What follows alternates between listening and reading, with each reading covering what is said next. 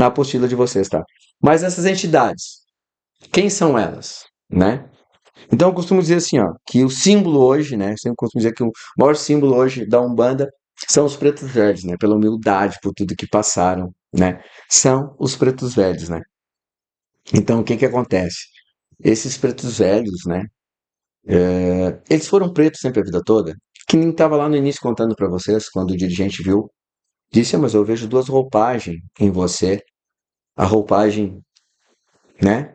De uma bata, mas também vejo como se fosse um índio, disse, não, porque ele foi um frei em Portugal, né? O Caboclo das Sete Encruzilhadas. Então, ele viveu uma personalidade em Portugal, foi queimado, né? Foi queimado, enfim. E aí, porque um padre não poderia falar de profecia, ter profecias, falar de ervas, essas coisas, não podia. E esse padre tinha isso, e acabou sendo queimado, enfim, né? Então ele viu a encarnação atrás, né? Bem mais regressa desse espírito, na roupagem de um homem, de um padre. Depois ele reencarnou no Brasil, né? Frei Malagrida desencarnou, reencarnou no Brasil, num povo indígena, desencarnou e veio fundar a Umbanda. Então ele conseguiu enxergar essa roupagem etérica, né? Primeiramente, o caboclo ali, opa, peraí, tô vendo aqui que Zélio tem manifestação de um espírito, é um caboclo, mas peraí, mas tô sentindo uma outra roupagem etérica de uma vida regressa. Então, isso deixou transparecer para entender realmente, né, como eram espíritas, entendiam e falavam, e tinham plena autoridade de falar de reencarnação e encarnação, né? Ninguém melhor que nossos irmãos espíritas para falarem disso. Nós, umbandistas, também entendemos e acreditamos nisso. Por isso a gente traz um pouco de cada religião, né? Os orixás, né? Porque quando fala em incorporação, não, o orixá se ocupa. O orixá vem de dentro para fora, né? E nós incorporamos de fora para dentro. Não há uma possessão. Nosso espírito não sai do nosso corpo, tá? O espírito não sai do nosso corpo. Por isso os tipos de mediunidade, inconsciente, semiconsciente, consciente não manda, porque o espírito não sai do teu corpo, né? Há um pequeno afastamento etérico em que ele acopla e começa então, através dos chakras, o transe mediúnico, ok? Já vou explicar isso para vocês. Primeiro vou falar das entidades. Então as entidades vêm e se manifestam, são espíritos, né? Essas entidades da Umbanda foram espíritos que já estiveram encarnados e foram galgando, né, sua evolução, foram se lapidando, foram se desfazendo, né, dos seus defeitos, das suas imperfeições, mas ainda possuem melhorar. Por isso estão como entidades na Umbanda, incorporando na gente. Ainda precisam melhorar mais, precisam evoluir mais, para estar depois em outra dimensão fazendo outras coisas. Certo? Então não estão totalmente purificados, não estão totalmente evoluídos, alcancei. Não, ainda não. Se está aqui nesse planeta, não está totalmente evoluído. Senão não estaria aqui nos ancorando e nos ajudando. Faz parte do ciclo desses espíritos. Então, independente do nome, do arquétipo usado, né? Se é Maria Conga, se é Xangô, se é Tranca-Rua, se é, né, Tupiara, nós precisamos de nome. Como disse o Caboclo, vocês precisam de um nome, te darei. Então, dentro das linhas de identificação, dentro das linhas de trabalho, dos sete orixás da Umbanda, né? Hoje, a gente até pode, em muitas casas, cultuam mais de um orixá ali, né? Tanto em imagens, no sincretismo, né? Que a gente traz da Igreja Católica, enfim. E cada dirigente cultua e faz e monta seu congado da forma que ele acha melhor. Por isso a diversidade da Umbanda. Mas há sempre o quê? Um padrão por fundamento, que é Oxalá, Jesus em cima, sempre o primeiro, né? E depois vem descendo com os outros orixás na escolha de cada um, certo? Terminando embaixo com os pretos velhos, que é a alma, né? Enfim, é uma sequência, não quer dizer que seja maior ou menor, é uma sequência energética, certo? Vibratória, nessas falanges, aonde vem as linhas de trabalhos. Certo, pessoal? Também tem manifestação dos herês, espíritos de crianças, né? Então, um espírito em forma precisa também passar por essa experiência de estar como criança mexendo com as nossas crianças interiores e mexendo com a nossa pureza, com a nossa alegria, muitas vezes trazendo isso no campo vibratório, no ancoramento de dentro de uma corrente, conforme a linha de trabalho ou aquilo que vai ser trabalhado naquela noite, naquela sessão. Muito importante isso, tá? Então, todo o preparo no espiritual, o preparo físico, né, através dos cânticos, da batida do tambor, da defumação, do ancoramento, né, de tudo isso também tem O ancoramento energético espiritual junta com tudo isso com a mente psíquica, né? E o pensamento e as formas de pensamento dos médiuns, o banho de erva e seus preceitos, que é necessário. Então, forma uma corrente energética dentro de um ancoramento. Então, há ali toda uma egrégora criada para que tais trabalhos aconteçam. Trabalhos de cura, trabalhos de obsessão, vários tipos de trabalhos aconteçam dentro do terreiro e fora dele. Porque muitas vezes essas energias também são elevadas para fora do terreiro, tá? Tanto em dimensões umbralinas, como realmente em hospitais, em clínicas, em muitos outros lugares. Até às vezes dentro da casa do médium, ele nem sabe. Certo? Nem sabe. Mas tem consulente sendo curado sentado ali na consulência. Não chegou nem a tomar a consulta ainda. Está sendo curado já. Pela egrégora criada, por todo esse contexto energético, tá? Que nós podemos criar e ajudar e ancorar cada vez mais também com o nosso ectoplasma, com a nossa vontade, com o nosso psique, com o nosso campo vibratório. Certo, pessoal? Nós não somos só pecado, nós não somos só defeitos e vicissitudes, nós também temos coisas boas. Nós também temos energias boas e também eleva muitas vezes nossa frequência. Quanto mais a frequência elevada, né, melhor. O brabo e difícil é nós mantermos a frequência elevada. Essa é uma dificuldade, por tudo que nos influencia, inclusive nossas sensações e as nossas emoções, né? Dominar nossos pensamentos e o impulso da emoção, reações criam atitudes, atitudes criam consequências.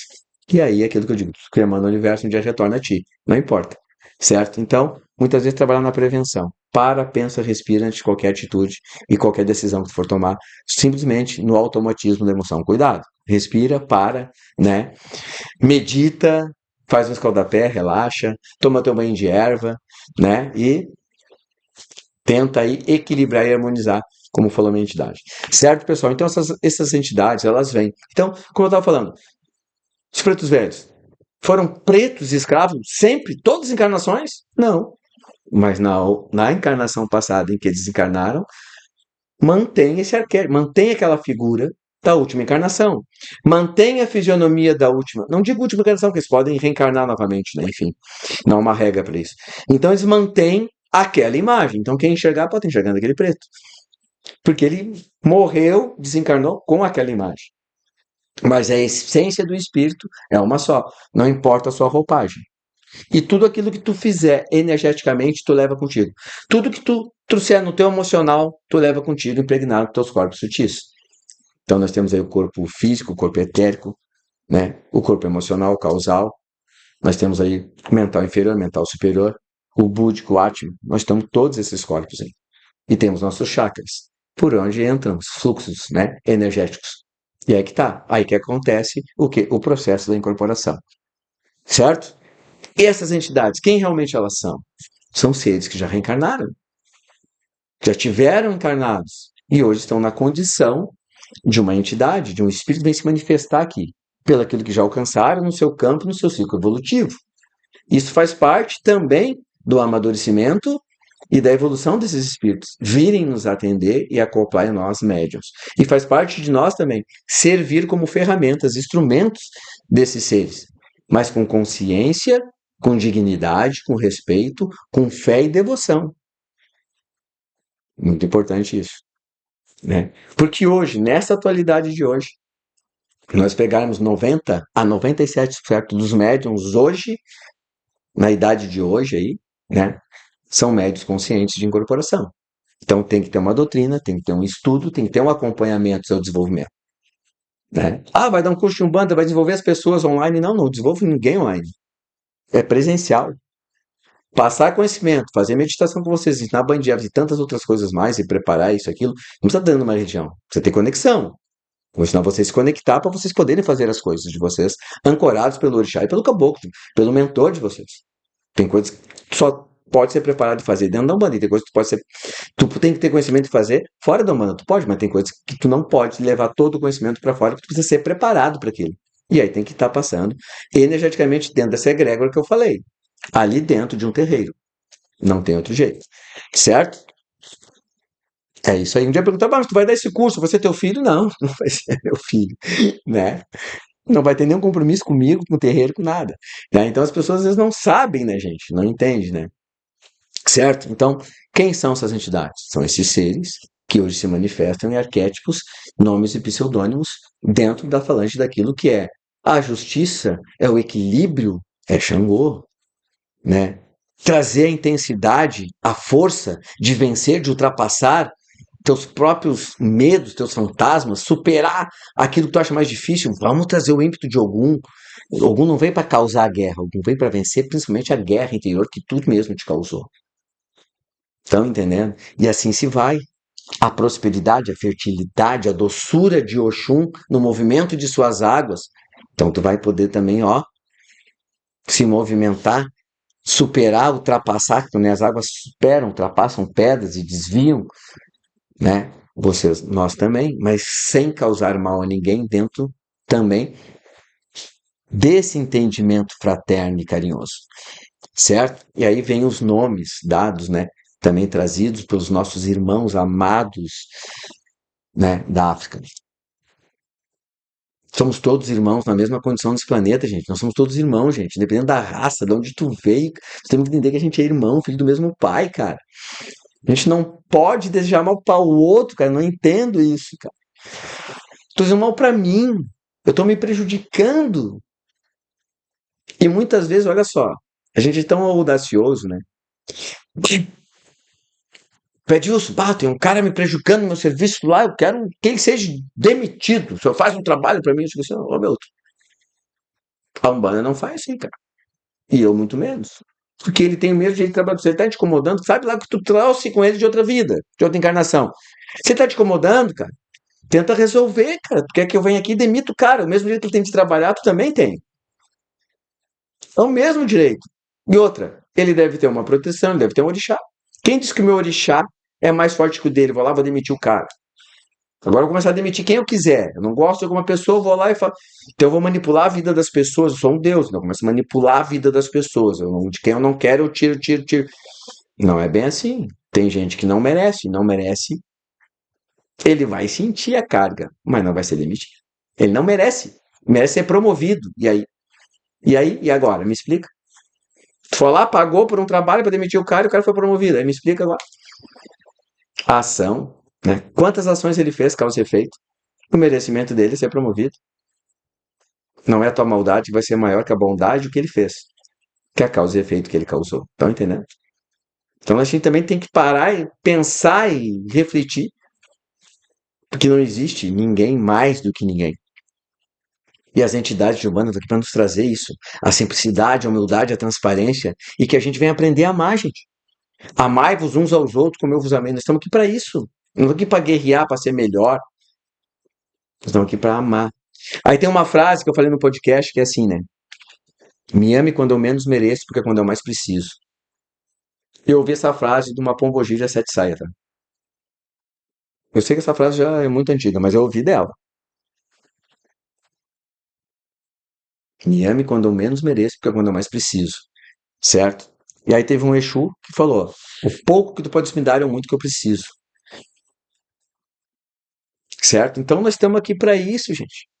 Nós não estamos aqui para ser melhor do que ninguém. Estamos aqui para. Não, tudo eu tenho que vencer, tudo eu sei primeiro, tudo eu sei melhor que o outro, tudo eu tenho que ter melhor que o outro. Não. Tu pode ter o que tu quiser. Cara, não é errado tu querer ser próspero financeiramente, ter uma casa boa, um carro importante. Não é pecado. Mas é como tu faz isso, é como tu reage, é como tu busca isso que tu pode estar errando. Aí é que tá. Como a gente faz?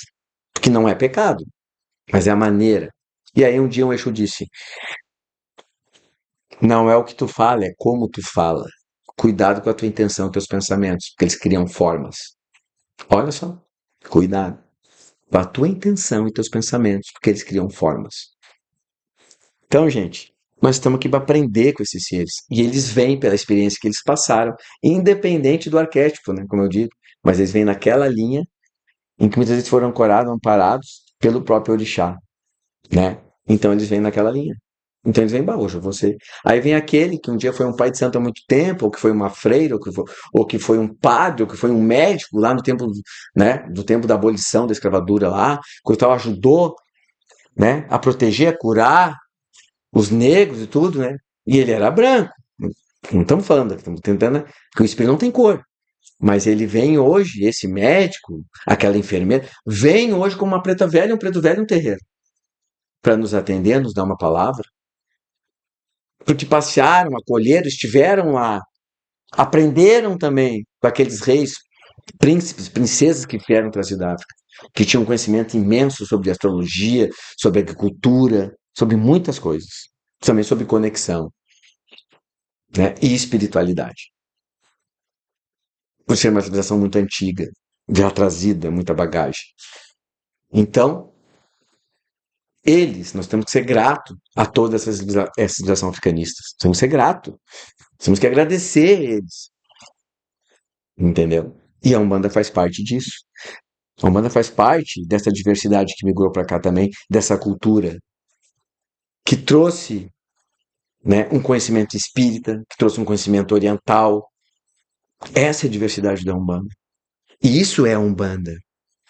Então ela traz um pouco de cada lugar, ela não é só daquele lugar, ela traz um pouco de cada lugar de cultura. E formou aqui para nós uma religião.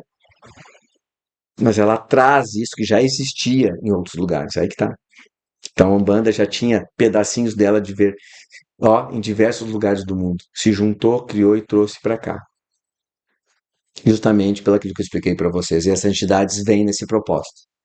E elas também estão evoluindo. Muitas param na Ruanda, muitas estão lá, né, na Ruanda e não param, não descansam, estão sempre trabalhando, certo? E nós temos que aprender com elas. Agora, eles não estão aqui para tu chegar assim, ah, preciso de ti agora. Preciso de ti agora. Não é assim, preciso de ti agora. Qualquer hora eu chamo a entidade, ela vem. Não, tem dia, horário. Todos os seres elevados à luz são disciplinados. Mas eles te ouvem. Eles te escutam. Eles não estão aqui para fazer a nossa vontade. Certo? Estão aqui para nos ajudar a galgar, né, e alcançar o que merecemos. Certo, pessoal? Certo, meus irmãos de axé? Então agora, né, os orixás da Umbanda, né? Nós conhecemos esses 7 orixás aí, comuns, foram os primeiros orixás realmente, né? Foi ali Oxalá, Iemanjá, Inhansã, Ogum, Oxum, Xangô, Oxóssi. Hoje, né, temos outros orixás, mas os principais criados e trazidos para a Umbanda, ele se originou as linhas de trabalho, né? E aí começou a vir, né? Começou a se manifestar mais espíritos, derês das crianças, boiadeiros, os Exus se manifestando na Umbanda, certo? Mas eu vou falar sobre Exu, vou falar sobre as ervas, trazer aqui, vou botar lá no grupo as ervas que vocês têm que trazer amanhã, tá? Vou botar 7. Tragam aquilo que vocês puderem, nós vamos fazer na hora aqui, tá? Olha aqui, ó, nós temos aqui um revitalizador, olha só. Um fluido energético. Tu pode criar isso aqui na tua casa. Teu banho de ervas, de prosperidade, de conexão e mais isso aqui. Então amanhã vocês vão aprender a fazer isso aqui na prática. Aqui, ó, erva, bacia, água na frente de vocês. Vão falar sobre os Exus. Tá, pessoal? Mediunidade. Muito importante. Então, esses espíritos precisam do quê? De um mediador. Se vem nos ancarar, vem nos ensinar, que alguém passe, que alguém intermedie isso, né? Eles vão emitir. E tem que ter agora o mediador, que é aquele que vai ser o transmissor, vai transmitir aquilo ali. Eles vão emitir. Isso tudo é através de frequência. Então, a incorporação, é o nosso próximo tópico agora, a mediunidade, a incorporação na Umbanda, certo? Se dá justamente assim. Como? De que forma? Nós temos nossas glândulas, né?